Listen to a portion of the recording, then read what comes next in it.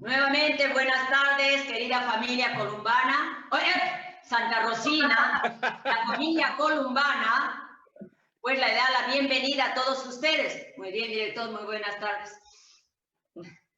Bien, nuestra institución con mucho cariño ha querido darles esta bienvenida en esta quinta reunión de reflexión que tenemos de la palabra de Dios con el Evangelio de San Mateo. Él, pues, por intermedio de nuestro hermano William, pues vamos a ir siendo iluminados para ver, como dice, nos está sacando a veces de nuestros conceptos, pero qué bonito es poder nosotros en familia hacer esa reflexión, que sabemos que nosotros si vamos aprendiendo y vamos, no sé, masticando y profundizando la palabra con mucha fe, podemos predicar ese Jesús compasivo y misericordioso entre nuestras familias, entre nuestros amigos, en nuestros allegados de nuestra institución, padre, familia y niños, ¿no? Con mucha seguridad, ¿no? Entonces, decíamos también que San Jerónimo decía, ¿no?, que el desconocimiento de la Sagrada Escritura es como también desconocer verdaderamente a ese Jesús, ¿no? Entonces vamos a ponernos en una actitud de escucha, de reflexión también, y como decían, como siempre dice el Padre, con preguntas que nos saquen de alguna manera de las dudas, para ver pues qué vamos aprendiendo cada vez y preparémonos para nuestra próxima prueba, pues, ¿no?, en fin de clase. Bendiciones y que tengamos una bonita tarde. Bienvenido, Padre Fray William. Creo que sigue fuera el Padre. Padre. Sí está. ¿Me están escuchando ahora, no? Sí, Padre. Sí. Muy buenas tardes con todos ustedes. ¿Cómo les va? Buenas tardes. Muy bien, buenas tardes, Padre. Buenas tardes, Padre. ¿Cómo está, Pues, Padre? Muy buenas tardes. Buenas tardes con todos ustedes. Vamos entonces a retomar un poquitito pues nuestro tema, ¿verdad? Como ya saben, nos encontramos hoy día abordando lo relacionado con el segundo libro de Mateo, o la tercera parte, es el segundo libro de este Pentateuco mateano, pero al mismo tiempo es la tercera parte, ¿no es cierto?, que iría en cierta manera desde el capítulo 8.1, hasta, si se fijan bien, el capítulo 11, versículo 1. En el capítulo 11, versículo 1 dice lo siguiente: cuando Jesús acabó de dar estas instrucciones a sus 12 discípulos, se fue a enseñar y a proclamar el mensaje en los pueblos de la región. Es obviamente un claro indicativo de que ahí se está acabando este segundo libro del Pentateuco mateano. Vamos a cerrar un poco las cortinas. Ahí está. El sol está muy, muy fuerte. El sol está muy, muy fuerte en realidad. Ha estado lloviendo también estos días. Dicen, cielo serrano, cojera de perro y palabra de chofer no hay que creer. Y Bogotá, pues, para los que no sabían, está en sierra, 2.600, casi como Arequipa, ¿no? 2.600 metros de altura. Aunque dicen que Arequipa es la costa más alta del Perú, pero es otra cosa ya. Entonces, volvamos nuevamente a nuestro tema. Tenemos el capítulo 8, el capítulo 9, 10, hasta el capítulo 11, versículo 1, que es prácticamente lo que hoy día nos congrega. Dice, cuando Jesús acabó de dar estas instrucciones a sus discípulos, por lo tanto, hay que tener en consideración que las instrucciones que están en este libro están dirigidas de una u otra forma a los discípulos, a sus discípulos. De eso que quede medio claro. Lo que vamos a encontrar entonces dentro de estas páginas son instrucciones a los discípulos por parte del mismo Jesús. Y luego, no nos olvidemos de lo que ya dijimos la semana pasada, y es que si bien es cierto, hay 5 libros, cada uno de estos libros tiene 2 partecitas. Una primera parte que es una sección narrativa y la segunda parte que es una sección discursiva. Por lo tanto, podríamos, por ejemplo, identificar esta primera parte del segundo libro. En pocas palabras, iría desde el 8.1, si se fijan bien, hasta el capítulo 9, versículo 35, más o menos por ahí. Aunque ya los versículos que van a venir a continuación hacen como un poco de bisagra, pero podríamos decir que esta primera parte o la sección narrativa culmina justamente en el 9:35. Eso significaría que desde el 9:36 y prácticamente hasta todo el capítulo 10, ya vendría la segunda parte, que es la sección discursiva, para que nos hagamos simplemente una idea y para que vayamos obviamente metiéndonos dentro de la estructura que el autor del Evangelio de Mateo está proponiendo. Ahora, ¿qué cosa es lo que vamos a ver? Ya les voy desde ahora en cierta manera como preparando también. Vamos a encontrar dentro de esta primera parte, de este segundo libro, es decir, dentro de la sección narrativa, 10 milagros.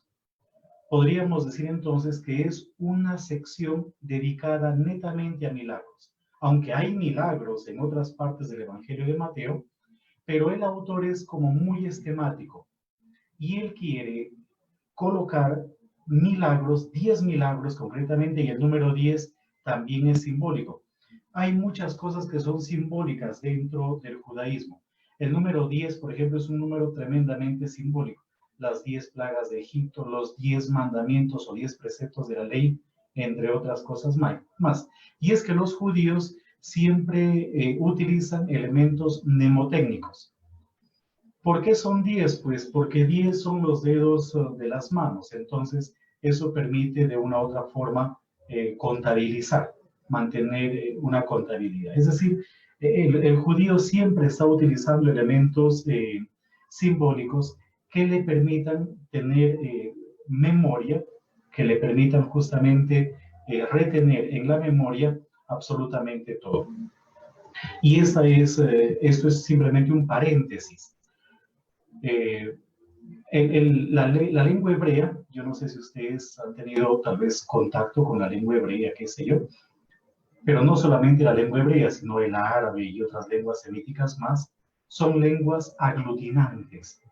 Son lenguas aglutinantes, es decir, son lenguas en donde no existen vocales, sino solamente consonantes. De manera que para poder leer esos textos hay que saber ya de antemano lo que dice. ¿Saben ustedes qué significa leer? Pues me imagino que todos o la mayoría son profesores, ¿no es cierto? ¿De dónde viene la palabra leer? Pues la palabra leer es griega, viene del griego y literalmente significa cosecha, cosechar. Así como uno cosecha, por ejemplo, en el campo frutos o granos o lo que sea, pues del mismo modo cuando uno lee está cosechando. Pero la escritura surgió no como lo que es para nosotros hoy en día, y ahí puede haber incluso algunos cambios en la educación.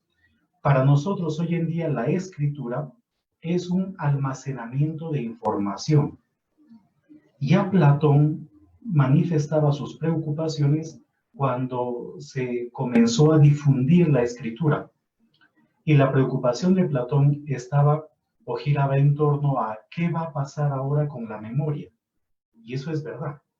Entonces, para nosotros, por ejemplo, hoy en día, la memoria ya no es casi útil, sino que los dispositivos electrónicos, la computadora o lo que sea, es siempre una especie de almacenamiento de información.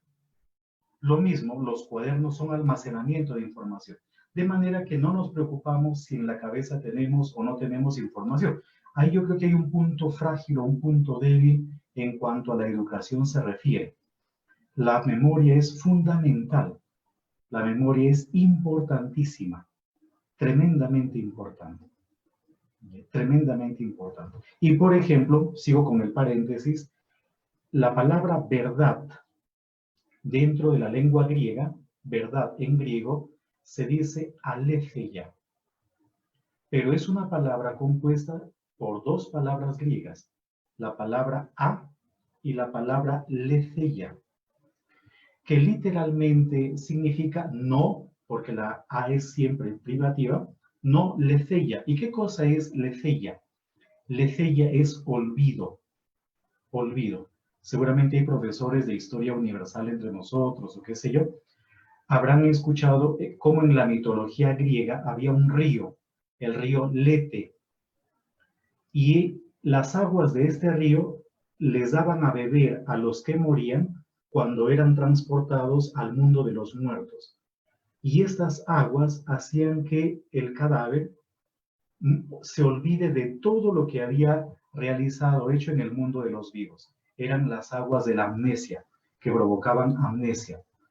Por lo tanto, en griego, ¿qué es la verdad? La verdad es la capacidad de tener memoria, la capacidad de acordarse. Eso es la verdad. Pero bueno, cerremos el paréntesis y basta ya de este tipo de cosas que pueden ser simplemente curiosidades, pero que no están tan en relación con nuestro tema. En parte sí, pero no totalmente. Entonces, vamos a encontrar dentro de esta primera sección 10 milagros. Y les voy a decir cuáles son, para que desde ahora ya ustedes se vayan familiarizando también con el Evangelio de Mateo. El primer milagro está en el capítulo 8, versículos del 1 al 4, que es justamente Jesús sana a un leproso. El segundo milagro es del capítulo 8, versículo 5, hasta el versículo 13. Jesús sana al criado de un oficial romano. El tercer milagro se encuentra en el capítulo 8, versículos del 14 al 15. Jesús sana a la suegra de Pedro, a la suegra de Simón Pedro. El cuarto milagro lo tenemos nosotros en el capítulo 8, versículos del 23 hasta el 27. El quinto, que es justamente la tempestad calmada. El quinto milagro son los demonios expulsados. Capítulo 8, versículos del 28 hasta el final del capítulo 8. El sexto milagro es el paralítico sanado. Capítulo 9, versículos del 1 al 8. Después tenemos dos milagros juntitos. En el capítulo 9, versículos del 18 hasta el 26. Ahí hay dos milagros. El milagro de la hemorroísa y al mismo tiempo la resurrección de la hija de un personaje importante, tal cual. El noveno milagro es los dos ciegos. Capítulo 9, versículos del 27 hasta el 31. Y el último milagro es el hombre mudo. Capítulo 9, versículos del 32 hasta el 35. Entonces ahí tenemos, fíjense, en esta primera parte de este segundo libro, tenemos 10 milagros. Y obviamente después de un pequeño grupito de milagros, hay una especie de intermedio. Entonces tenemos milagros intermedio, milagros intermedio, y luego milagros y conclusión. ¿Ya? Y conclusión. Esa es más o menos la forma como el autor está estructurando esta primera parte del segundo libro. La segunda parte comienza pues en el capítulo 9, versículo 36, y va hasta todo el capítulo 10. Todo el capítulo 10. Y como ya se darán cuenta ustedes, tiene que ver con la llamada de los 12, después la proclamación del reino cercano, luego también una serie de recomendaciones, como dice el versículo 1 del capítulo 11, una serie de recomendaciones a los discípulos. Ahí tienen ustedes la estructura, estamos viendo básicamente la estructura de este libro. Entonces, no se olviden, tenemos dos grandes partes. Una primera parte narrativa, en donde vamos a encontrar 10 milagros con intermedios, y luego una segunda parte discursiva, en donde Jesús da una serie de instrucciones a sus discípulos. Ahora, entonces, comencemos con medio la lectura, así pues en la medida que el tiempo nos lo permite, obviamente, y un pequeño comentario del texto. Dice lo siguiente, capítulo 8. Cuando Jesús bajó de la montaña, está en relación, si se fijan bien, con lo que nosotros vimos la semana pasada. Cuando Jesús bajó de la montaña, entonces, aquí les estoy proyectando el mapa del lago de Galilea, del mar de Galilea. Y fíjense que aquí está Cafarnaúm, miren Cafarnaúm en este lado, miren Tabga a este lado, el lugar de la multiplicación de los panes, y entre las dos, pero en la parte superior tenemos el monte de las bienaventuranzas. Ahí está el monte de las bienaventuranzas, en donde justamente tuvo lugar lo que nosotros vimos en el libro primero, todo el sermón del monte, ¿se acuerdan? Aquí tenemos una especie de engarce con el libro primero. Dice lo siguiente: cuando Jesús bajó de la montaña, lo siguió mucha gente. Esto no se sabe dónde sucede, simplemente sucede bajando de la montaña. Entonces se le acercó un leproso. Todo lo referente a la lepra en el Antiguo Testamento se encuentra en el libro de Levítico capítulo 13. Ustedes pueden leer todo el capítulo 13 y ahí se nos da información sobre cómo eran tratados los leprosos. Cómo se debería, por ejemplo, examinar a los leprosos y cómo al mismo tiempo se reincorporaba a los leprosos dentro de la comunidad.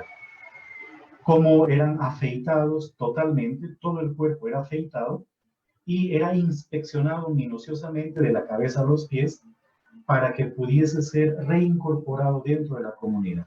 No nos olvidemos que la lepra es una enfermedad pues cutánea, una enfermedad de la piel, pero al mismo tiempo hay algunos tipos de lepra que son altamente contagiosos. El hecho de aislar a los leprosos o de excluir de la ciudad a los leprosos significaba, entre otras cosas, proteger también a la ciudad. Y los leprosos debían vivir en lugares dedicados netamente para los leprosos, y cuando se desplazaban por los caminos, iban siempre tocando una campana.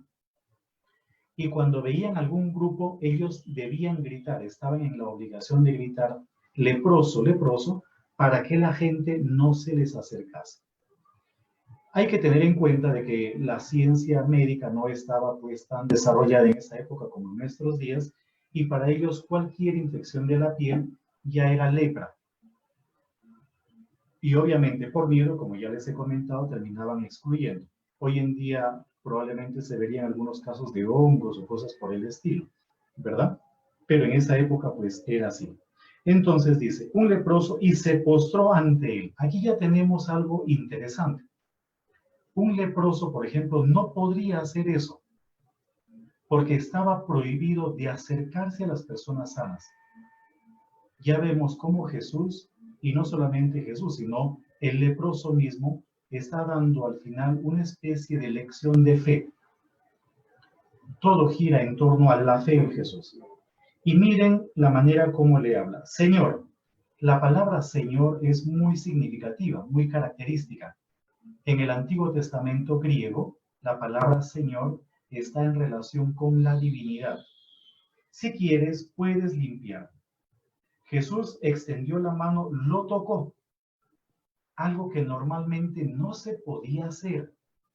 Porque si un sano tocaba a un leproso, podía quedar contaminado. Entonces ya vemos cómo Jesús también rompe ciertas barreras y hay detrás toda una actitud misericordiosa de parte de Jesús. Y le dijo, ¿qué quiero? Queda limpio. Y al instante quedó limpio de la lepra. Jesús le dijo, no se lo digas a nadie, pero ve, preséntate al sacerdote y lleva la ofrenda que mandó Moisés para que les conste que has quedado sano. La incorporación dentro de la comunidad era con el visto bueno del sacerdote, y el curado de la lepra debía ofrecer un sacrificio. ¿Dónde se encuentra esta información sobre el sacrificio? En el libro de Levítico, concretamente el capítulo 14, versículo del 2 al 9, o versículos del 2 al 9. Si quieren, les podría leer el texto. Levítico 14, versículos del 2 al 9. Dice lo siguiente. Esta es la ley que ha de aplicarse al leproso en el día de su purificación. Se le llevará al sacerdote, y el sacerdote saldrá fuera del campamento.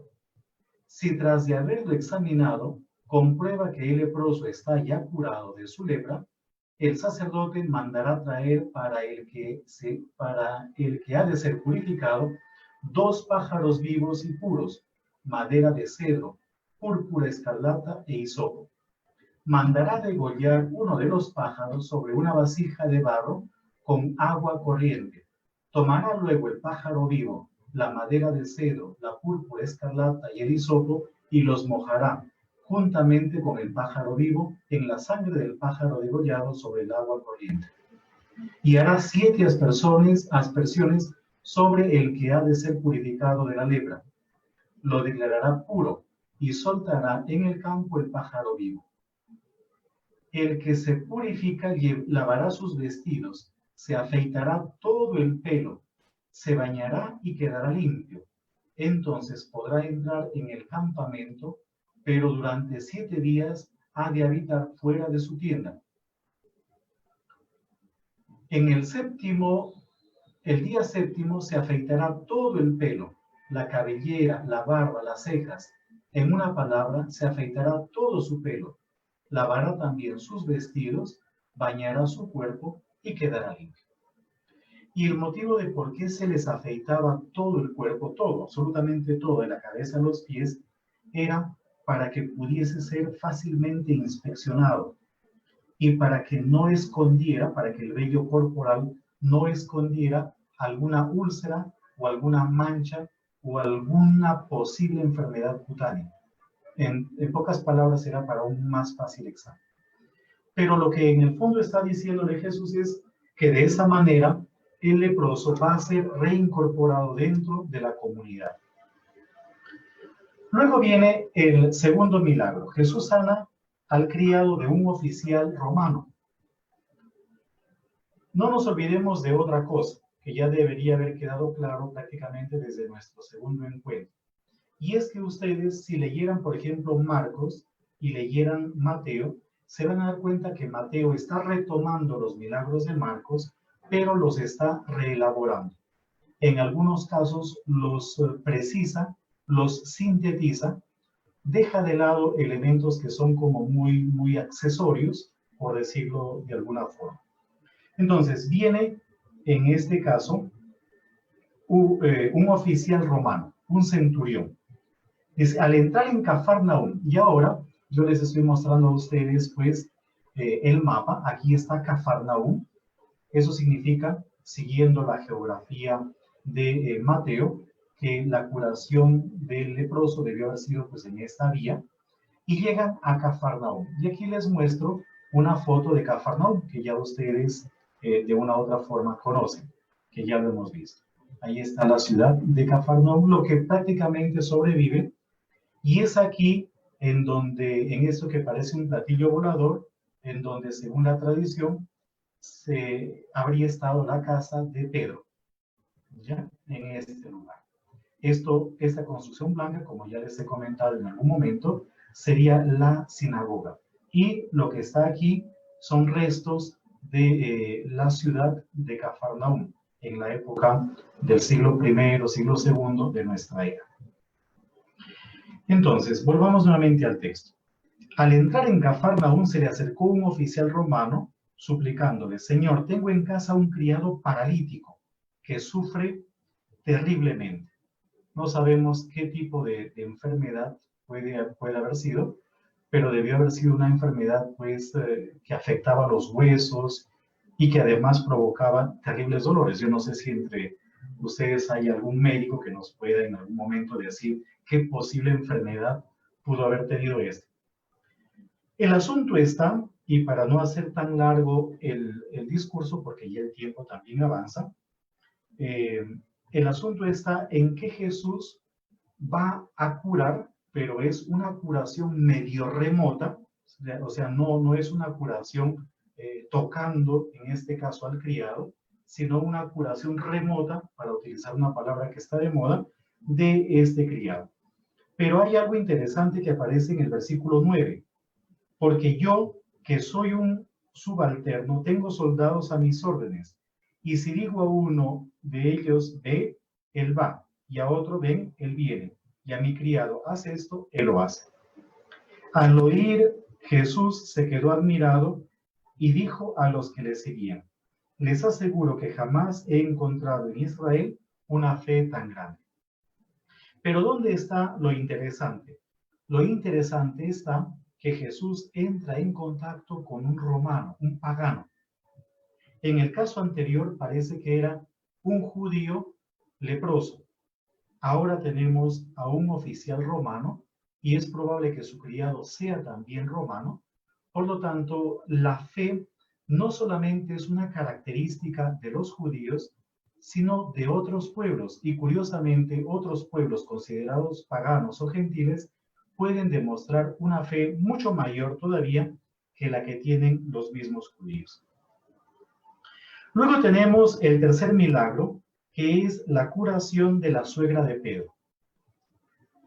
Al llegar Jesús a la casa de Pedro, entonces miren, aquí está, debajo de este que parece platillo volador, que en realidad es una iglesia y además está muy bien construida, está una domus ecclesia, una construcción del siglo I o II de nuestra era en forma octogonal.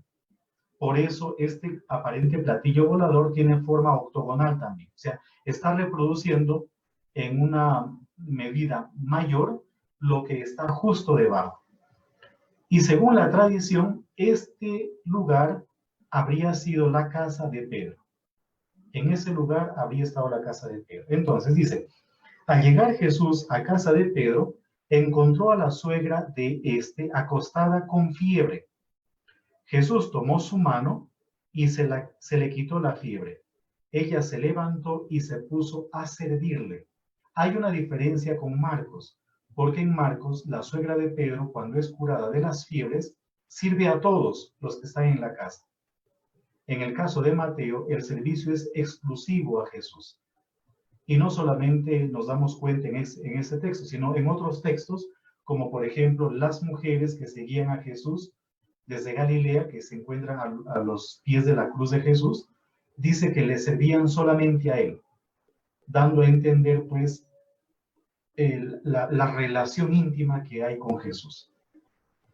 Los versículos 16 hasta el 17, 16 y 17, son una síntesis de la capacidad curativa de Jesús. Es como una especie de reconocimiento de la capacidad curativa de Jesús. Al atardecer le trajeron muchos endemoniados, expulsó a los espíritus con sus palabras y sanó a todos los enfermos. Así se cumplió lo anunciado por el profeta Isaías. Él tomó nuestras flaquezas y cargó con nuestras enfermedades. Ese texto está tomado de Isaías 53:4, que es, si miran en sus Biblias, el cántico del siervo de Yahvé, el cántico del siervo sufriente, que porta los dolores del pueblo sobre sus espaldas y alivia sus cargas y sus penas y angustias. Por lo tanto, podríamos decir que esos versículos 16 y 17 son como un intermedio. Y lo que sigue a continuación también. Lo que viene a continuación es el seguimiento a Jesús.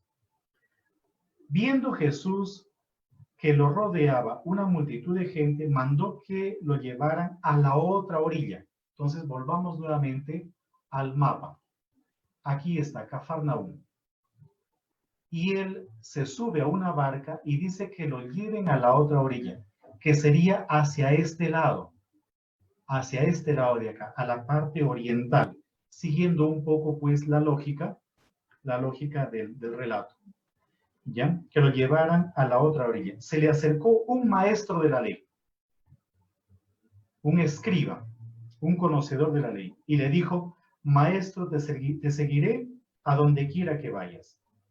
Jesús le dijo: los zorros tienen guaridas y los pájaros del cielo nidos, pero el Hijo del Hombre no tiene dónde reclinar la cabeza. Una especie de afirmación del carácter itinerante del ministerio de Jesús. Jesús no es alguien que está afincado en un solo sitio, sino que él, de modo itinerante y yendo a distintas regiones, anuncia la buena nueva. Pero en el versículo 21 aparece otro en escena. Otro de sus discípulos le dijo, aunque no se sabe muy bien si es un discípulo de ese maestro de la ley o de Jesús, porque todavía no ha habido un llamado propiamente dicho por parte de Jesús. Y le dijo: Señor, deja primero que vaya a enterrar a mi padre. Jesús le dijo: sígueme y deja que los muertos entierren a sus muertos. El seguimiento a Jesús es radical y no hay posibilidad para medias tintas o para postergaciones. Lo que hay que hacer se tiene que hacer ya.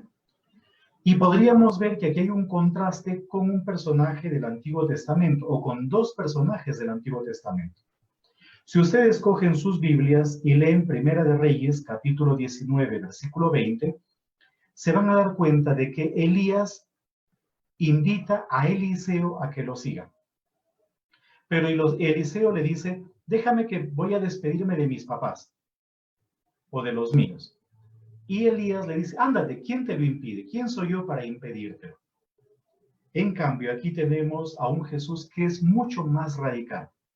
Mientras que Elías decía que él no era nadie para impedir a Eliseo que vaya a despedirse de los suyos, Jesús sí es alguien. Y él tiene la capacidad de impedir o de hacer que el seguimiento a su persona sea mucho más radical todavía. Luego viene la escena de la tempestad calmada. Jesús subió a una barca y sus discípulos lo siguieron.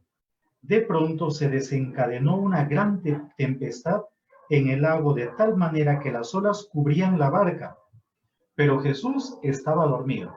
En el Evangelio de Marcos, el texto no es tan dramático como aquí.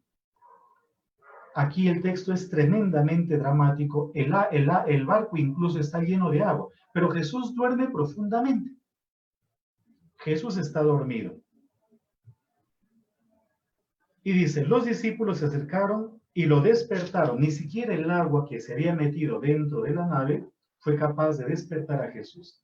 Y le dicen los discípulos: Señor, sálvanos, porque nos hundimos. La palabra sálvanos es una palabra tremendamente fuerte dentro del Evangelio.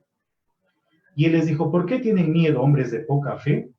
Entonces se levantó, ordenó calmarse a los vientos y al lago, y sobrevino una gran calma. Y aquellos hombres, maravillados, se preguntaban: ¿qué clase de hombre es este que hasta los vientos y el lago le obedecen? Probablemente este versículo final, el versículo 27, sea el que sintetiza un poco este milagro, el milagro de la tempestad calmada en Mateo. En el sentido de que Jesús tiene poder también sobre las fuerzas de la naturaleza. Ejerce dominio, autoridad, poder sobre los elementos naturales. Ahora, en la época de Jesús, la navegación se hacía, y no solamente en la época de Jesús, sino durante muchos siglos, la navegación se hacía siempre bordeando el lago de Galilea. Y no solamente el lago de Galilea, sino siempre las navegaciones se hacían mirando la costa, para no perderse y al mismo tiempo para, dado el caso, recibir algún tipo de auxilio. Entonces, es un relato en parte un poco legendario, pero que nos está mostrando el poder que Jesús tiene sobre los elementos, pues, de la naturaleza. Luego viene otro milagro más, el quinto milagro. Los demonios expulsados, versículos del 28 hasta el final del capítulo 8. Dice, al llegar a la otra orilla, a la región de los Gadarenos. Aquí hay una variante con Marcos. En Marcos no es la región de los Gadarenos, sino de los Gerasenos. Pero para poder entender esto, yo les voy a proyectar en este momento un mapa. Me imagino que ya lo están viendo. Aquí tenemos la Palestina en la época de Jesús. Tenemos, fíjense, en la parte, este mapa no está tan bien hecho, porque no se evidencia la Judea. La parte sur era la Judea, la parte central era la Samaria y la parte norte era la Galilea. Pero a este lado estaba la Decápolis. La Decápolis. ¿Por qué les menciono la Decápolis? Les voy a mostrar otro mapa. Aquí tenemos un mapa de la Decápolis. ¿Por qué se llama Decápolis? Porque eran 10 ciudades a manera de ciudades-estados que se habían confederado. Y aquí están las 10 ciudades. Miren, Damasco, aquí está Damasco, Canatá, Hippo, Dion, Rafana, Gadara, Eschitópolis o Bet-Shean, Pela y Gerasa. Y Filadelfia. Aquí está Filadelfia. Filadelfia hoy en día es Amán. La hermana Elvira pues estuvo en Amán, es decir, estuvo en Filadelfia. Y la hermana Elvira estuvo también en Gerasa. Aquí está Gerasa. Por eso en el Evangelio de Marcos aparecen los gerasenos. Pero en el Evangelio de Mateo no aparecen los gerasenos, sino los gadarenos. Pero sea una u otra, en realidad está como muy equivocado. Porque de Gadara al lago de Galilea hay un promedio de 11-12 kilómetros. Y Gerasa mucho más. De Gerasa al mar de Galilea son un promedio de 50 kilómetros. Ahora, es más probable que sea Gadara. Y la región de Gadara es probable que haya tenido también frontera con el mar de Galilea. Eso significaría entonces que la escena de los cerdos que vamos a leer en este momento estaría en relación como por la parte sur del mar de Galilea, intentando obviamente ubicar geográficamente el relato. Ahora, ¿qué cosa es lo que dice el texto? Les leo un poquito, pues por falta de tiempo tengo que correr en realidad, pero dice que al llegar a la orilla, a la región de los Gadarenos, salieron a su encuentro de los sepulcros 2 endemoniados. En el Evangelio de Marcos no son 2, es uno solo.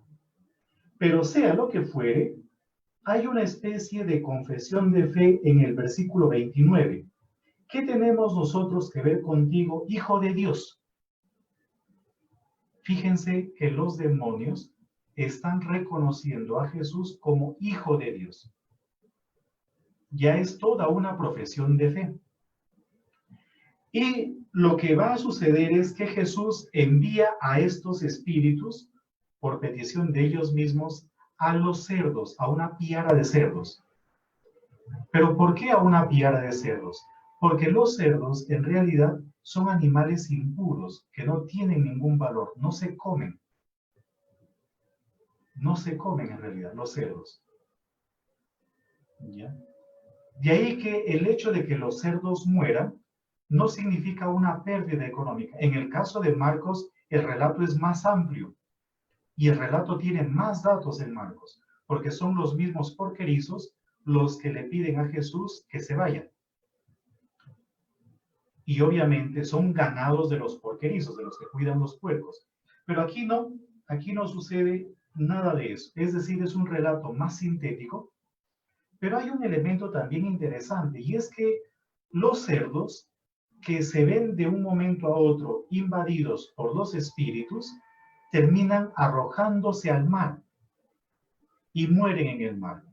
Signo de que ni siquiera los puercos aceptan a estos espíritus. Es decir, en otras palabras, este relato del Evangelio de Mateo nos está diciendo de cómo Jesús tiene tal poder hasta el punto de desterrar la maldad. Ya ni siquiera los animales impuros, considerados impuros como el cerdo, ni siquiera esos animales pueden servir de guarida para los espíritus inmundos, para los demonios. Llegamos al capítulo 9 y ahí tenemos justamente el milagro del paralítico sanado. Dice lo siguiente: subiendo a la barca, Jesús cruzó el lago y se fue a su propia ciudad. ¿Cuál es su propia ciudad? Fíjense que la ciudad de Cafarnaúm está tan en relación con Pedro, con Jesús, hasta el punto de que ya el evangelista Mateo ve a Cafarnaúm como la ciudad de Jesús, como si fuese pues su ciudad natal. Pero sabemos que no es obviamente esa, sino él es nazareno. Y luego dice, Jesús cruzó el lago y se fue a su propia ciudad. Entonces le trajeron un paralítico tendido en una camilla. Mirando aquí el mapa, sería nuevamente vuelve a Cafarnaúm. Habría estado pues en la parte sur y vuelve hasta Cafarnaúm. Entonces le trajeron un paralítico tendido en una camilla. Jesús, viendo la fe que tenían, dijo al paralítico: ánimo, hijo, tus pecados te quedan perdonados. Algunos maestros de la ley decían para sí: este blasfema. Jesús, dándose cuenta de lo que pensaban, les dijo: ¿por qué piensan mal? ¿Qué es más fácil? ¿Decir tus pecados te quedan perdonados o decir levántate y camina? Pues ahora sabrán que el Hijo del Hombre tiene el poder en la tierra para perdonar pecados. Entonces se dirigió al paralítico y le dijo: levántate, toma tu camilla y vete a tu casa. Él se levantó y se fue a su casa. Al verlo, la gente se llenó de temor y daba gloria a Dios por haber dado tal poder a los hombres, el poder de glorificar a Dios. Pero hay una diferencia, por ejemplo, con el Evangelio de Marcos. En el Evangelio de Marcos son 4 los que lo traen, y como no pueden entrar dentro de la casa, hacen un boquete en el techo donde se encontraba Jesús y descuelgan al paralítico. En el caso de Mateo, parece que el milagro se realiza al aire libre. Lo que intenta el evangelista mostrarnos es el poder que tiene Jesús para actuar sobre las enfermedades físicas, como ya lo hemos visto anteriormente. ¿Se acuerdan ustedes? Cura a un leproso, sana al criado que tenía pues parálisis, después sana a la suegra de Pedro que tenía fiebre, luego ya tiene poder sobre los elementos de la naturaleza, pero aquí ya no. Aquí Jesús tiene el poder de entrar dentro del ser humano. No solamente puede curar enfermedades físicas, sino que al mismo tiempo Él tiene la capacidad de introducirse en el ser humano y de purificar y transformar al ser humano. En pocas palabras, tiene la capacidad de perdonar pecados. Y es interesante, y esto ya viene desde Marcos, que la parálisis física esté siempre ligada al pecado. Porque así como la parálisis física impide que el sujeto tenga movilidad, el pecado impide que el sujeto tenga movilidad espiritual. Luego viene otro intermedio. Es el segundo intermedio. El primer intermedio, ¿se acuerdan? Era el seguimiento de Jesús. Ahora viene otro intermedio. Y este otro intermedio es la vocación de Mateo y al mismo tiempo lo de los odres nuevos. Los odres nuevos y el remiendo también. Entonces, aquí aparece la vocación de Mateo, pero solamente en este evangelio aparece el nombre Mateo, porque este mismo relato en Marcos o en Lucas no tiene el nombre de Mateo, sino de Leví. No es Mateo, sino Leví. Pero en el evangelio de Mateo es Mateo. Este Mateo es un cobrador de impuestos, un recaudador de impuestos. Jesús le invita a seguirlo, él lo sigue y luego le invita una comida en donde están presentes también los pecadores, recaudadores de impuestos, pecadores, y están junto con Jesús y sus discípulos. Al verlo, los fariseos preguntaban a sus discípulos, ¿por qué su maestro come con los pecadores y los recaudadores de impuestos? Lo oyó Jesús y les dijo, no necesitan médico los sanos, sino los enfermos. Entiendan bien qué significa misericordia quiero y no sacrificios. Y aquí está citando al profeta Oseas, concretamente Oseas capítulo 6, versículo 6. Porque yo no he venido a llamar a los justos, sino a los pecadores.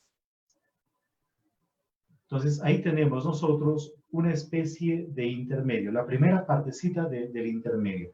El llamado de Mateo y un Jesús que está siempre mostrando misericordia, y el ejercicio de la misericordia está en relación con el acoger justamente a personas marginadas.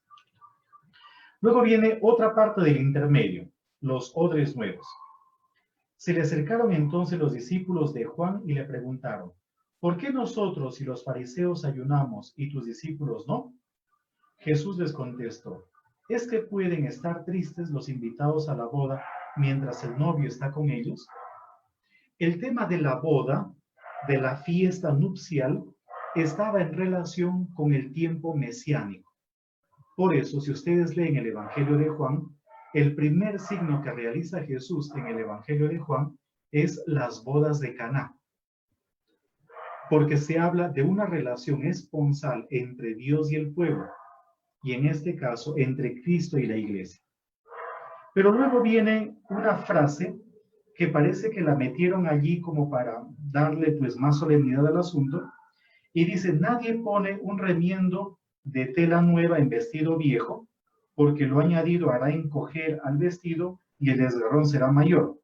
Pero tampoco se guarda vino nuevo en odres viejos, porque los odres revientan, se pierde el vino y se estropean los odres. Y aquí viene una máxima. El vino nuevo se guardará en odres nuevos, y así se conservan los dos, claro. El vino nuevo, el jugo de la uva recién sacado, se coloca en los odres nuevos porque se fermenta, generan unos gases, unos vapores que terminan reventando a los cueros si los cueros son viejos. Pero si los cueros son nuevos, entonces aguantan toda esa cantidad de vapor o de gas que el proceso de fermentación genera.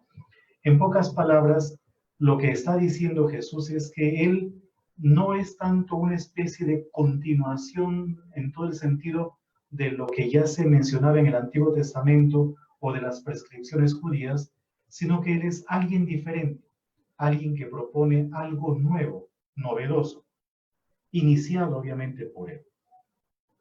Luego tenemos dos milagros que también tienen una variación con respecto al Evangelio de Marcos. Hay un milagro que es como el estuche grande, pero dentro hay otro milagro. El estuche grande es la resurrección. En el Evangelio de Marcos no es resurrección, sino curar a la hija del jefe de la sinagoga llamado Jairo. Y después muere, la niña va a morir porque Jesús se entretiene por el camino. En cambio aquí no, aquí ya está muerta. E intencionalmente Mateo no dice que es el jefe de la sinagoga y tampoco da el nombre. Simplemente dice un personaje importante, tenía una hija, sin decirnos quién es ese personaje importante. Pero cuando Jesús está de camino a la casa, aparece o entra en escena una mujer hemorroísa, una mujer que tenía hemorragia desde hacía 12 años. En el Evangelio de Marcos, la niña también tiene 12 años. Es decir, la mujer tiene 12 años de hemorragia y la niña que va a morir en Marcos tiene 12 años. En el Evangelio de Mateo no se dice cuál era la edad de la niña. Simplemente se dice que la mujer tenía 12 años de hemorragia. Pero la curación de la hemorroísa es muy significativo. Primero porque es una mujer que toca sin que Jesús se dé cuenta, pues el manto de Jesús, y lo hace medio a escondidas para no contaminar a Jesús, para no volverlo impuro. Porque una mujer que tiene flujo de sangre, esa mujer está impura. Y no solamente está impura ella, sino que hace impuro o contamina todo lo que es tocado por ella. Por eso la mujer actúa en secreto, porque si lo hace públicamente, Jesús quedaría impuro ante los ojos de los demás. Y esto hace justamente que la actitud de Jesús tenga mucho más mérito, porque no le va a importar ser tocado y que todo el mundo se entere que fue tocado por una mujer hemorroísa. Por eso las mujeres periódicamente están impuras. Cuando tienen el periodo, están impuras. Y todo lo que toquen termina volviéndose impuro. Y tienen que hacer ritos de purificación, entre otras cosas más. Esto obviamente desde el punto de vista de la legislación judía. Luego de la curación de la hemorroísa, viene la resurrección de la muchacha esta. En el versículo 24. Vayan de aquí, que la niña no ha muerto, está dormida. Pero ellos se burlaban de él. Cuando desalojaron a la gente, entró, la tomó de la mano y la niña se levantó. La noticia se supo por toda aquella región. En el Evangelio de Marcos hay una frase en arameo, talita cum, niña levántate. En Mateo no se ha conservado esa frase aramea, sino pone simplemente pues el texto en griego. Luego viene el noveno milagro, los dos ciegos. Y este milagro es un milagro que parece es una repetición, o mejor dicho, el autor de Mateo lo vuelve a colocar, aunque en un contexto diferente, en el capítulo 20, versículo 29 y siguientes, concretamente los ciegos de Jericó. Podríamos decir entonces que hay como dos relatos diferentes de la misma escena dentro del Evangelio de Mateo. Pero no nos olvidemos que el autor agrupa. Hoy día en este libro estamos viendo milagros. La otra semana, ya me adelanto un poquito, veremos parábolas. Meterá todas las parábolas dentro de ese libro. Entonces, esa es un poco la mentalidad del autor. Y aquí tenemos a dos ciegos que cuando Jesús está saliendo comienzan a decirle, ten piedad de nosotros, hijo de David. Los demonios que se metieron a los cerdos decían, hijo de Dios. Aquí hay otra profesión de fe, hijo de David. Cuando entró en la casa, se le acercaron los ciegos y Jesús les dijo, ¿creen que puedo hacer lo que piden? Ellos dijeron, sí, Señor. Otra vez la palabra Señor. Entonces tocó sus ojos diciendo que se haga de acuerdo a su fe. Y se abrieron sus ojos. Jesús les ordenó terminantemente, no se lo digan a nadie. Este es el famoso secreto mesiánico. Pero ellos, en cuanto salieron, lo comentaron por toda aquella región. Jesús cura entonces de la ceguera, de las ventanas a estos dos individuos. Pero en el siguiente milagro, en el último milagro, capítulo 9, versículos de 32 a 34, va a curar a un mudo. Se le suelta la lengua a un mudo. Mientras los dos ciegos se iban, le presentaron un hombre mudo poseído por un demonio. Jesús expulsó al demonio y el mudo empezó a hablar y la gente se maravillaba. Jamás se ha visto nada igual en Israel. Pero los fariseos decían, expulsa a los demonios con el poder del príncipe de los demonios. Y ahí está entonces la primera parte de este segundo libro, es decir, los 10 milagros con unos intermedios como ya hemos visto. Primero, el seguimiento pues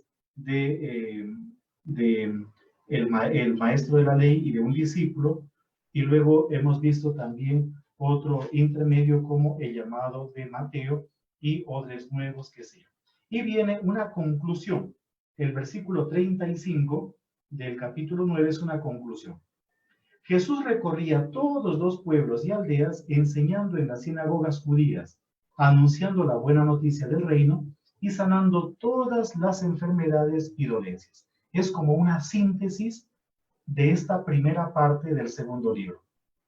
Jesús tiene poder entonces para intervenir sobre enfermedades del cuerpo, enfermedades del espíritu. Jesús tiene poder también para intervenir sobre los fenómenos de la naturaleza. Todo eso es el poder que ostenta Jesús. Ahora viene la segunda parte del libro, que es la sección discursiva, los discursos. Dice lo siguiente: al ver a la gente, sintió compasión de ellos porque estaban cansados y desorientados como ovejas sin pastor. Probablemente la expresión ovejas sin pastor venga de Primera de Reyes, capítulo 22, versículo 17. Entonces dijo a sus discípulos: la cosecha es abundante, pero los obreros son pocos. Rueguen por tanto al dueño de la cosecha que envíe obreros a recoger. Y este es el inicio de la segunda parte de este segundo libro, la sección discursiva que está en relación con la llamada de los 12 apóstoles y las instrucciones a los 12 apóstoles. La llamada de los 12 apóstoles está hecha en parejas, de 2 en 2. E igualmente, como ya les he comentado, no aparece Leví, sino que en lugar de Leví está Mateo. Y al final, pues, se menciona, por ejemplo, a Judas Iscariote, el que lo entregó. Pero también aparece aquí en escena un celote. Perdón, Judas Iscariote, el que lo entregó. Pero ¿por qué llama? ¿Para qué los llama? Está en el versículo 1 del capítulo 10. Les dio poder para expulsar espíritus impuros y para curar toda clase de enfermedades y dolencias. Ahora entendemos por qué en la primera parte se nos presentaron los milagros, para decirnos cuáles son los poderes de Jesús. De este modo, los discípulos van a hacer lo mismo que ha hecho Jesús. En pocas palabras, podríamos decir que los seguidores de Jesús o los discípulos de Jesús son algo así como los la palabra no es representante, como los que prolongan, yo creo que esa sí es una expresión más apropiada, como los que prolongan la eficacia y efectividad y presencia de Jesús. Son como una prolongación del mismo Jesús. Tienen el mismo poder que tiene Jesús. Y vamos a leer la parte final del capítulo 10. El que recibe a un profeta por ser profeta recibirá recompensa de profeta. ¿Ya? Y luego dice, el que recibe a un justo por ser justo, recibirá recompensa de justo. Quien dé un vaso de agua fresca a uno de estos pequeños solo porque es discípulo mío, les aseguro que no quedará sin recompensa. Por lo tanto, si bien es cierto, las instrucciones van destinadas a los discípulos, también aparecen aquí instrucciones a aquellos que van a acoger a los discípulos. Porque miren lo que dice en el versículo 40 del capítulo 10. El que los recibe a ustedes, me recibe a mí.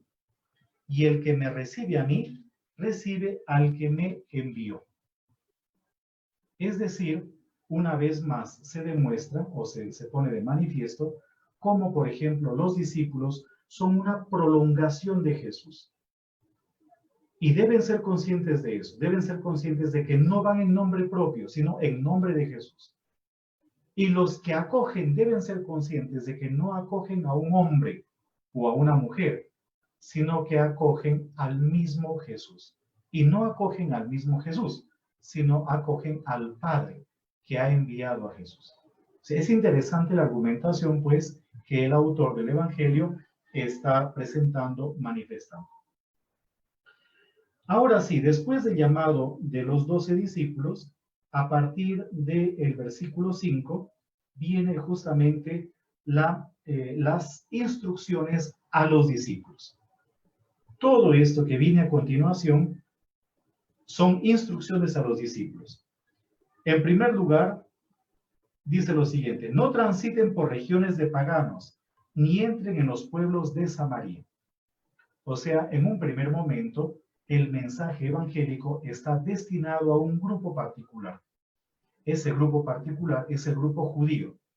Pero vamos a ver más adelante cómo Jesús también cambia su manera de pensar. Y Jesús termina abriendo su radio de acción a otros lugares, no solamente a lugares judíos, relacionados con judíos, sino se vuelve mucho más universal, mucho más amplia la enseñanza. Y luego viene una serie de recomendaciones. Vayan más bien en busca de las ovejas perdidas del pueblo de Israel. Vayan y proclamen que está llegando el reino de los cielos. Y aquí vienen, miren la recomendación que es actuar como actuó Jesús. Sanen a los enfermos, resuciten a los muertos, limpien a los leprosos, expulsen a los demonios. Todo lo que ya se nos dijo anteriormente. Los discípulos están obligados a replicar lo que ha hecho Jesús. Pero, como no son ellos los que lo hacen, lo tienen que hacer sin ningún tipo de interés.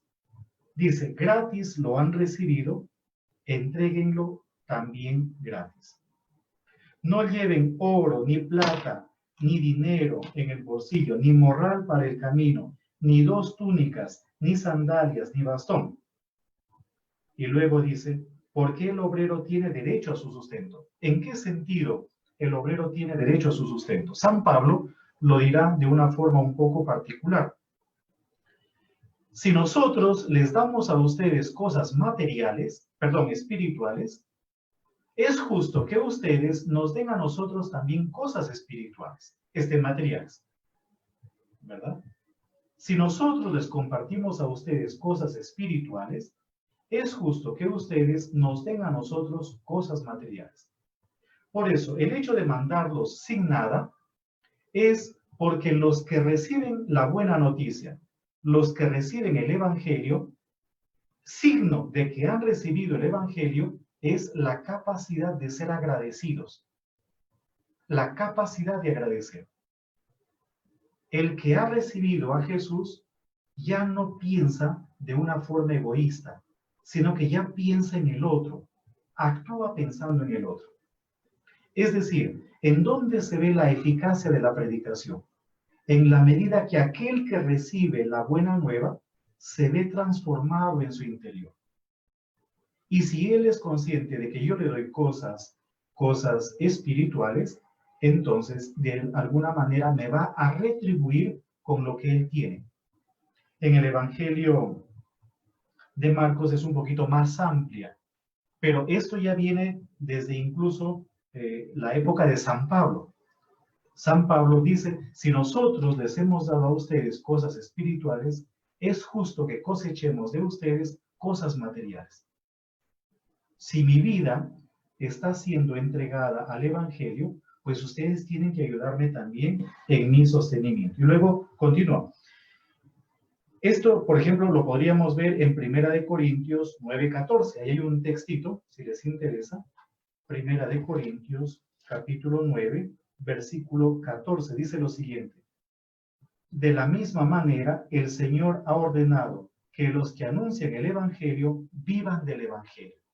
¿Pero en qué sentido vivan del Evangelio? No en cuanto a que cobren, sino en cuanto a que los que acogen la buena nueva como gratitud deben corresponder de alguna forma, como gratitud. En ese sentido.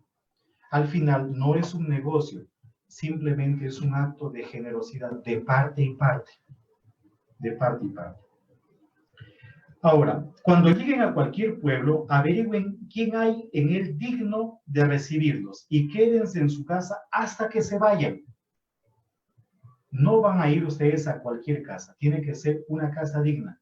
¿Y por qué deben quedarse ahí, en esa casa? Para no estar buscando comodidades. Porque uno no tiene que buscar su propio provecho.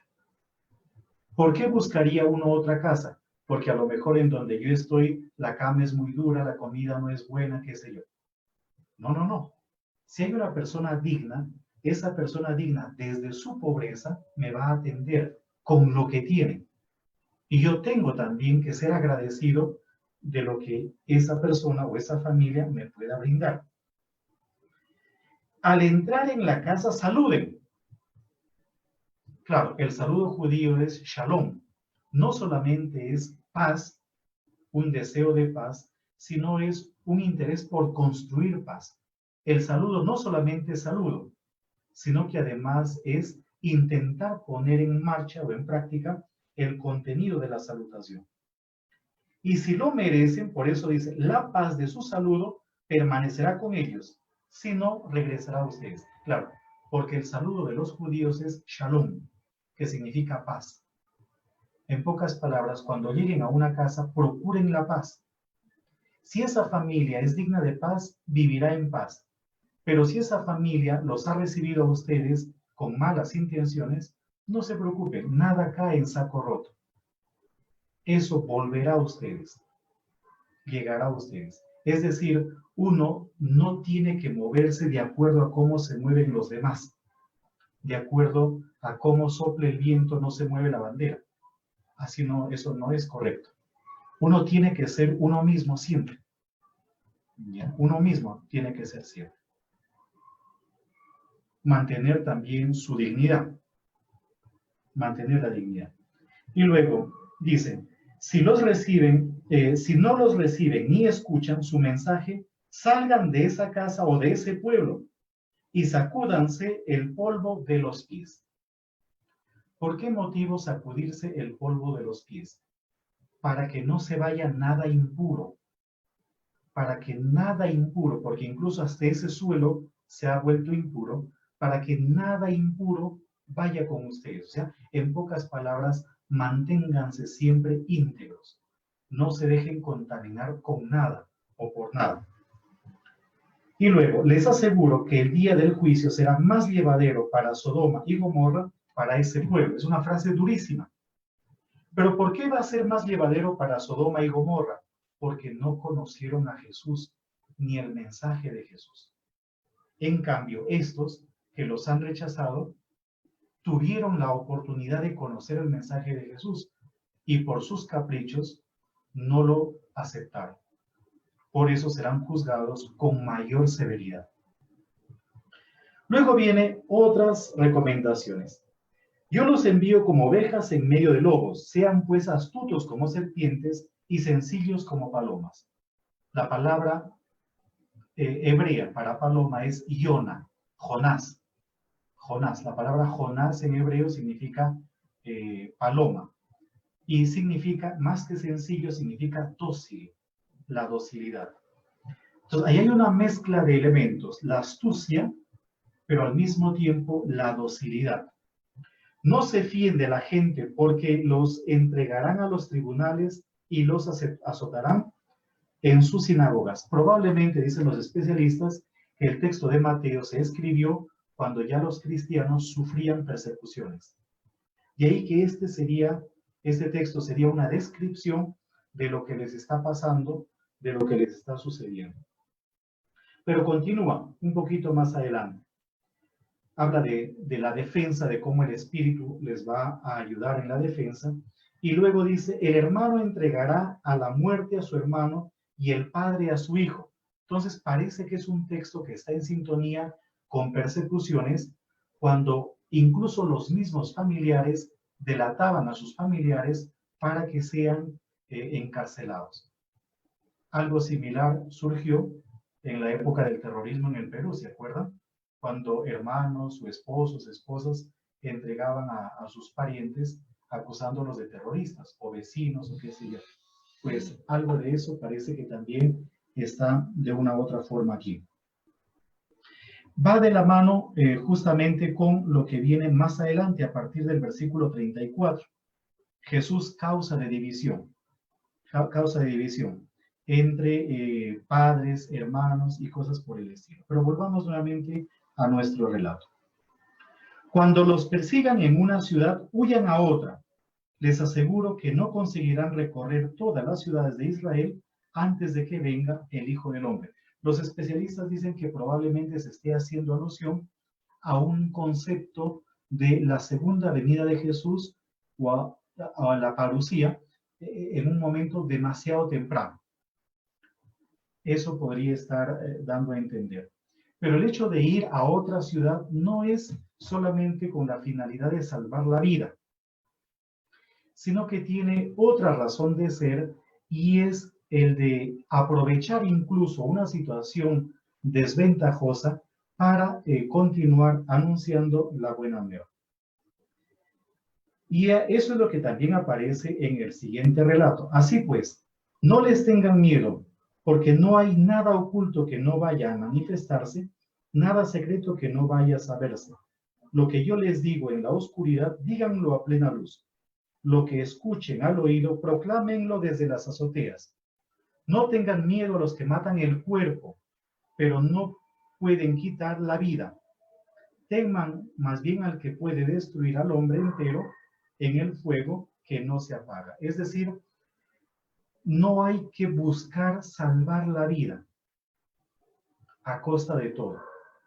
Porque si al final hay que entregar la vida, pues la vida se entrega, sabiendo, como diría San Pablo, que la muerte para nosotros no es lo definitivo, sino que la muerte también forma parte de la identificación con Jesús, que va en sintonía con lo que viene a continuación, como ya lo veremos. Y dice, no se vende un par de pájaros por muy poco dinero, o un par de tórtolas por muy poco dinero. Eran normalmente los pájaros que valían menos, la mercancía que costaba menos en el mercado. Y sin embargo, ninguno de ellos en tierra cae sin que lo permite el Padre. En cuanto a ustedes, hasta los cabellos de su cabeza están contados. No teman, pues ustedes valen mucho más que todos los pájaros. Si Dios es providente con los pájaros, con unas aves que para nosotros como humanos tienen poco valor comercial, ¿qué no será capaz de hacer Dios con nosotros? Si alguno está de mi parte ante los hombres, también yo estaré de su parte en presencia de mi Padre que está en los cielos.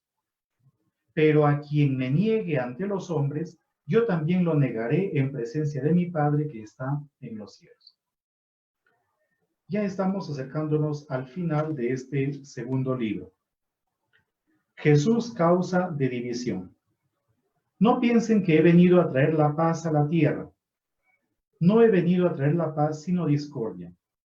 Porque he venido a separar al hijo de su padre, a la hija de su madre, a la nuera de la suegra. Los enemigos de cada uno serán los de su casa. Y es una cita de Miqueas, capítulo 7, versículo 6. El que ama a su padre o a su madre más que a mí no es digno de mí. Y el que ama a su hijo o a su hija más que a mí no es digno de mí. Y aquí viene algo interesante. El que no toma su cruz y me sigue, no es digno de mí. El que quiera conservar su vida, la perderá. El que la pierda por mí, la conservará. Es decir, la identificación con Jesús está en cuanto a que nosotros somos capaces, por el poder que Él nos da, por el Espíritu que infunde en nosotros, de hacer los mismos signos extraordinarios que Él ha hecho, pero la identificación con Jesús también pasa por la cruz, por la cruz. De ahí que el sufrimiento por causa del Evangelio forma parte esencial de la vida de un cristiano. El que no sufre por el Evangelio puede que no esté anunciando el Evangelio, sino más bien anunciándose a sí mismo, o utilizando al Evangelio como un pretexto o como una oportunidad para otras cosas. Pero hay una recompensa. Así como antes nos había dicho que el obrero tiene derecho a su sustento, ¿cuál es la recompensa? El que recibe a ustedes, me recibe a mí, y el que me recibe a mí, recibe al que me envió. La recompensa no está en que yo como evangelizador obtengo beneficios, sino que la recompensa está en que aquel a quien yo anuncio la buena nueva transforma su vida. Es decir, es un acto de total desprendimiento. y es un mostrar cómo nuestra vida está más bien al servicio de los otros. La recompensa no está en que yo tengo satisfacción. La recompensa está en que el otro, el que me escucha, podrá transformar o cambiar su vida. El que recibe a un profeta por ser profeta recibirá recompensa de profeta. El que recibe a un justo por ser justo recibirá recompensa de justo. Y quien dé un vaso de agua fresca a uno de estos pequeños, solo porque es discípulo mío, les aseguro que no quedará sin recompensa. Ahora, el agua fresca en esa zona, y la hermana Elvira, no sé quién más, no sé si la madre Juana, por allí estará, el agua fresca en esa zona, en donde en el verano la temperatura llega casi a 50 grados, es una cosa extraordinaria, una cosa genial. O sea, él está apuntando incluso a cosas tan como esenciales o elementales. Y la conclusión, capítulo 11, versículo 1. Cuando Jesús acabó de dar estas instrucciones a sus discípulos, se fue a enseñar y a proclamar el mensaje en los pueblos de la región.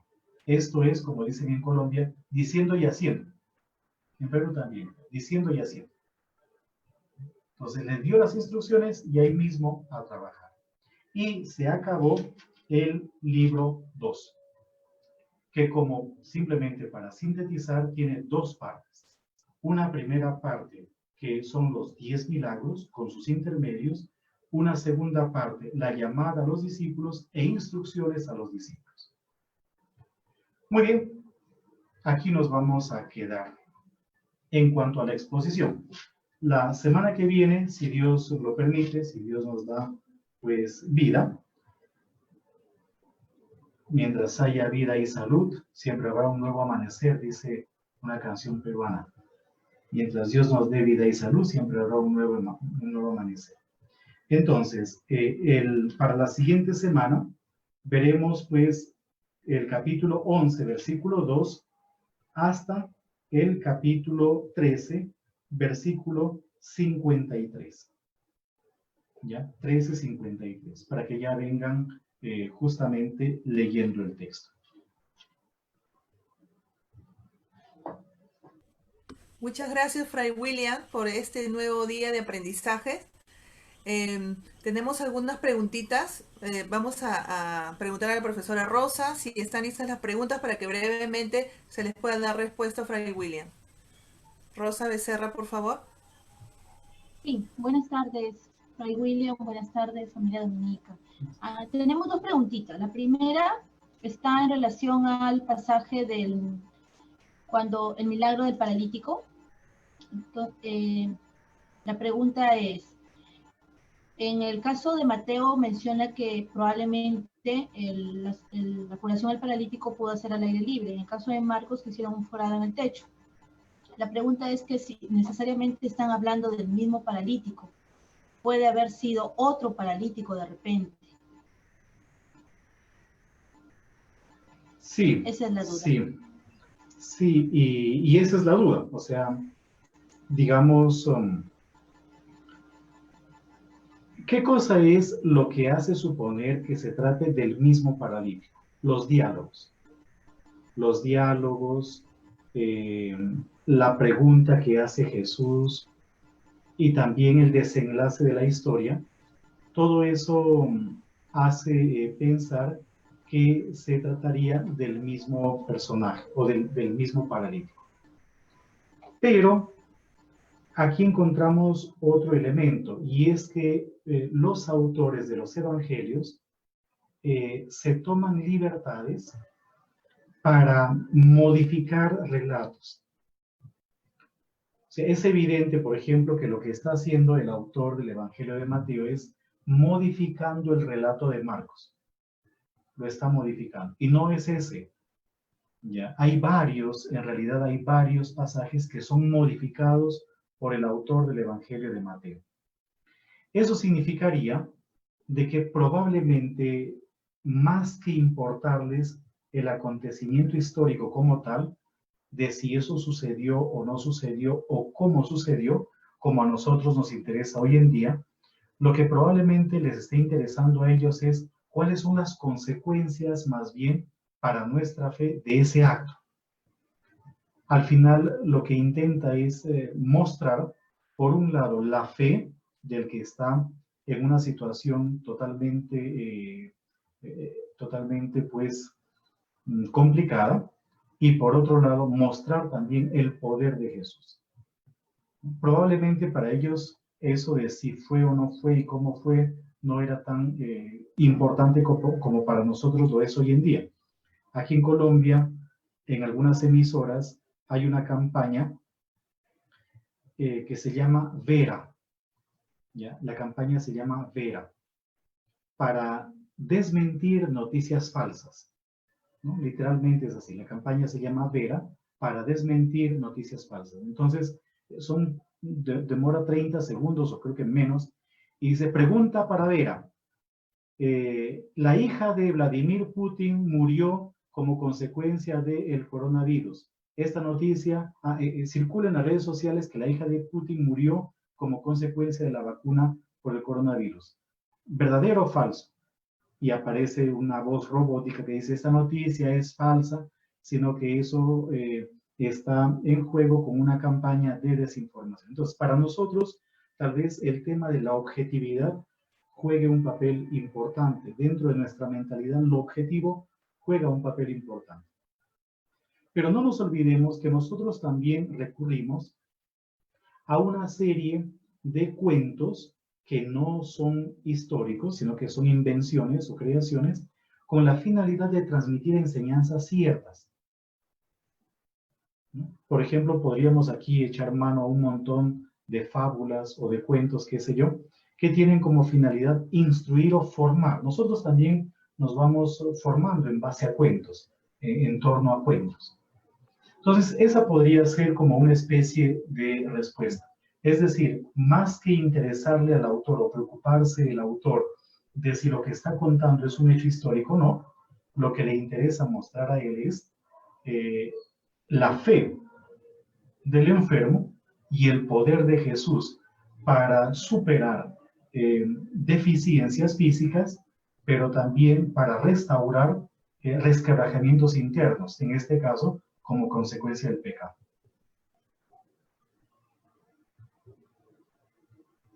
Bien, segunda pregunta. En el Evangelio de Mateo, se presenta un orden en los milagros. ¿Tiene un objetivo especial este orden de los milagros en la historia? ¿Son relatos históricos?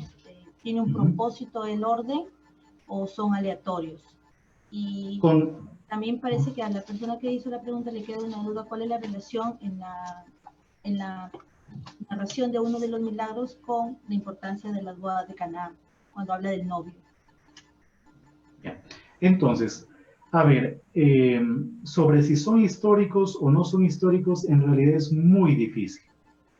Ustedes hasta pueden entrar a internet si quieren, van a encontrar un montón de textos, y textos buenos, o sea, no textos así, van a encontrar un montón de textos sobre el Jesús histórico y el Cristo de la fe. Es una búsqueda por tratar de encontrar qué cosa hay de histórico con respecto a Jesús. Y es muy difícil. ¿Por qué es difícil? Primero porque los evangelios pues escribieron tarde y porque los evangelios se escribieron dentro de un contexto de fe. Entonces, puede que algo de historicidad en algunos relatos haya. No podemos decir que todo es mentira o que todo es invención.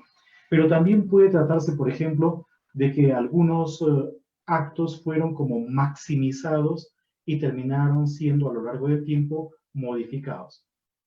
Esa es la primera cosa. Con respecto a si hay un orden en los milagros, pues lo que se percibe es una especie de ir mostrando cómo Jesús tiene poder sobre el cuerpo, a un poder que tiene Jesús sobre la parte interior. Un poder que tiene Jesús sobre las enfermedades, a un poder que tiene Jesús sobre justamente la muerte. ¿Ya? Un poder sobre la muerte. Y también aparece obviamente un poder sobre los fenómenos naturales. Se podría decir que va como de menos a más, de lo aparentemente más sencillo a lo más complejo, ¿verdad? Eso es lo que más o menos se podría decir. Ahora, con respecto a las bodas, en el Antiguo Testamento se habla de las bodas, de las fiestas mesiánicas o de los tiempos mesiánicos. Cuando el Mesías llegue, la llegada del Mesías está presentada como en medio de una gran fiesta, en donde abunda pues el vino, en donde abundan también una serie de manjares exquisitos, entre otras cosas más. Es probable que Oseas, el libro de Oseas, esté influyendo ahí. ¿Por qué motivo? Porque Oseas es uno de los autores del Antiguo Testamento que apela a esa teología esponsal. Ve la relación de Dios con el pueblo como una relación de marido con su esposa. Solo que en ese libro el marido es muy buena gente, mientras que la esposa es muy brincona, muy saltona. Y en el Nuevo Testamento tenemos nosotros a Jesús, que es presentado como el esposo, y a la iglesia, que es presentada como la esposa, concretamente en la carta a los Efesios. Si ustedes leen la carta a los Efesios, se van a dar cuenta de que esa es la teología que se está justamente esgrimiendo. Cristo es la cabeza del cuerpo, que es la iglesia. Hay una relación esponsal entre Cristo y la iglesia. Pero en la literatura apócrifa judía también se decía que cuando el Mesías llegase, iba a ser semejante a una boda. Una boda normalmente es una de las fiestas pues más alegres que puede tener una persona, ¿no? ¿Cuál fue el día más feliz de tu vida? Le preguntan a una mujer. Pues el día que me casé. ¿No? El día que me casé. Por eso las mujeres se casan de blanco y todo lo demás. No vamos a decir por qué los hombres se casan de negro, ya ese sería un asunto diferente. Pero normalmente la boda es vista como una fiesta de máxima alegría.